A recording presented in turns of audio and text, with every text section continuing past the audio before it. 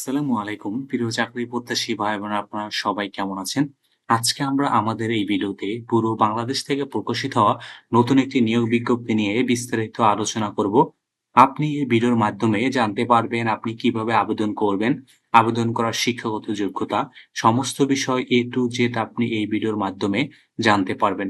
চলুন কথা না বাড়িয়ে আমরা তবে মূল ভিডিওতে প্রবেশ করি। মূল ভিডিওতে প্রবেশ করার আগে আপনাদের কাছে একটি অনুরোধ, আপনি যদি আমাদের চ্যানেলে নতুন হয়ে থাকেন, তবে আমাদের চ্যানেলটি সাবস্ক্রাইব করতে ভুলবেন না। আমাদের চ্যানেল বাংলাদেশ থেকে প্রকাশিত হওয়া সকল ধরনের নিয়োগ বিজ্ঞপ্তিগুলো নিয়ে বিস্তারিত আলোচনা করে থাকে। চলুন আমরা এবার মূল ভিডিওতে ফিরে যাই। আপনারা এখানে দেখতে পাচ্ছেন যে ব্যুরো বাংলাদেশ থেকে এই নিয়োগ বিজ্ঞপ্তিটি প্রকাশিত করেছেন। এখানে কিন্তু তারা মূলত ৩ টি পদে কিন্তু তারা লোক নিবেন এবং ইতিপূর্বে আপনারা যারা ৮/৫/২০২৬ থেকে প্রকাশিত বিজ্ঞপ্তির মাধ্যমে ইতিপূর্বে আপনারা যারা আবেদন করছেন তাদের কিন্তু পুনরায় আবেদন করার প্রয়োজন নেই। এখানে কিন্তু ১ম নিয়োগ বিজ্ঞপ্তিটি হলো বা ১ম পদ হলো সহকারী শাখা ব্যবস্থাপক। সহকারী শাখা ব্যবস্থাপক পদে তারা কতজন লোক নিবেন এই বিষয়টি কিন্তু তারা এখানে উল্লেখ করেনি।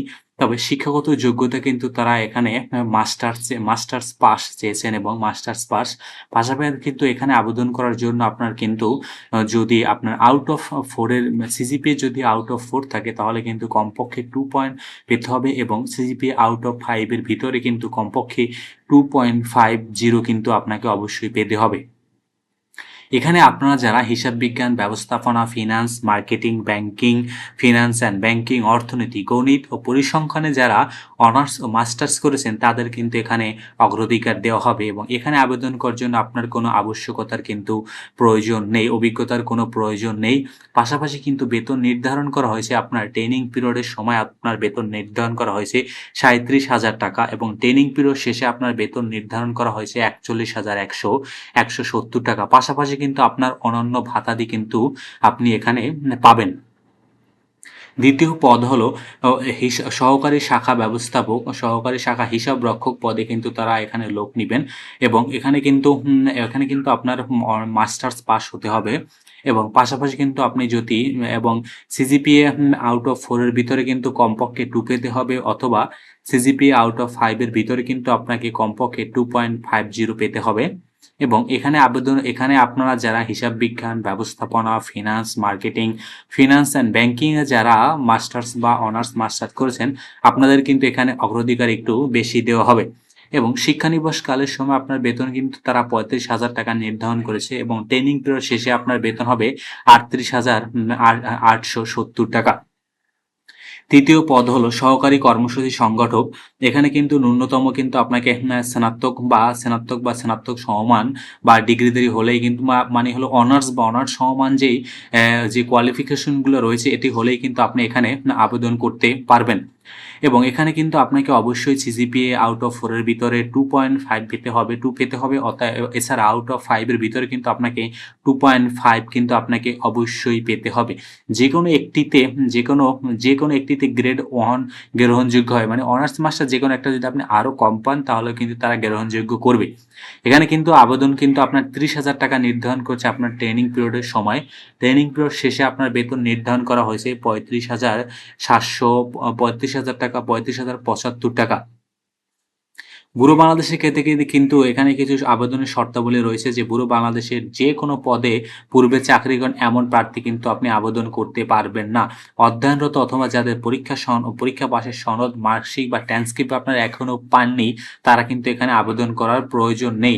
যোগাযোগের জন্য জীবন বৃত্তান্তের অবশ্যই সচল মোবাইল নম্বর কিন্তু আপনাকে এখানে উল্লেখ করতে হবে। আপনাকে কিন্তু অবশ্যই লিখিত মৌখিক পরীক্ষার তারিখ, স্থান ও সময় এসএমএস এর মাধ্যমে কিন্তু আপনাকে জানিয়ে দেওয়া হবে এবং আপনার কিন্তু লিখিত পরীক্ষা ও মৌখিক পরীক্ষার মাধ্যমে কিন্তু আপনাকে বাছাই করা হবে এবং আপনি যে পরীক্ষায় অংশগ্রহণ করবেন এর জন্য কিন্তু আপনাকে কোনো টিএ কিন্তু প্রদান করা হবে না।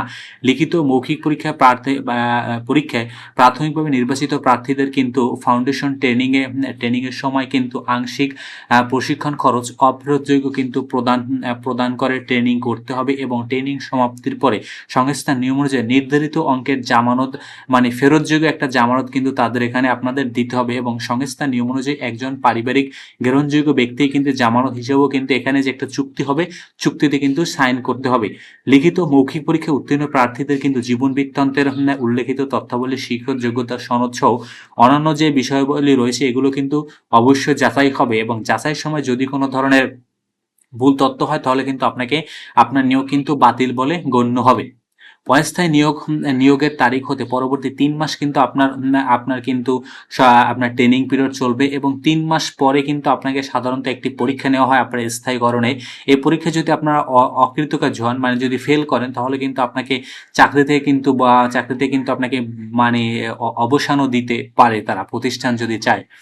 এবং স্থায়ীকরণের পর আপনি কিন্তু উৎসব ভাতা, বৈশাখী ভাতা, মোবাইল ভাতা, পাহাড়ি ভাতা, দ্বীপ ভাতা, প্রভিডেন্ট ফান্ড, গ্র্যাচুইটি, স্বাস্থ্য তহবিল ও লাঞ্চ ভাতা সহ অন্যান্য চাকরির যে সুবিধা রয়েছে এগুলো কিন্তু আপনি এখানে পাবেন। আগ্রহী প্রার্থীরা কিন্তু bureaubd.org.career এই লিঙ্কে গিয়ে কিন্তু আপনাদেরকে আবেদন করতে হবে এবং আপনার আবেদনের শেষ সময় হলো 13 জুন 2026। 13 জুন 2026 তারিখের ভিতরে কিন্তু আপনাকে আবেদন করতে হবে। আপনারা যারা আবেদন করবেন তারা কিন্তু অ্যাপ্লাই অনলাইন বাটন এখানে যা আছে, যে অ্যাপ্লাই অনলাইন যে লেখাটা আছে আপনি এখানে ক্লিক করলেই কিন্তু আপনি ইজিলি আবেদন করতে পারবেন। আপনাদের সহজের জন্য এই পেজের লিঙ্কটা আমি আসলে ডিসক্রিপশনে দিয়ে দেবো, আপনি ওখান থেকে ইজিলি আবেদন করতে পারবেন। তবে এখানে বিশেষ একটি বিষয় রয়েছে, সেটা হলো কেবলমাত্র কুমিল্লা, ব্রাহ্মণবাড়িয়া, চাঁদপুর, ফেনী, লক্ষ্মীপুর, নোয়াখালী, মুন্সিগঞ্জ, নারায়ণগঞ্জ ও নরসিংদী জেলার প্রার্থীগণ আবেদন করতে পারবেন। এর বাইরে অন্য জেলায় প্রার্থীগণ যারা রয়েছেন তারা কিন্তু এখানে আবেদন করতে পারবেন না। তো ধন্যবাদ আপনাদেরকে এতক্ষণ আমাদের সাথে থাকার জন্য। আর আপনি এখনো যদি আমাদের চ্যানেলটি সাবস্ক্রাইব করে না থাকেন তবে আমাদের চ্যানেলটি সাবস্ক্রাইব করতে ভুলবেন না।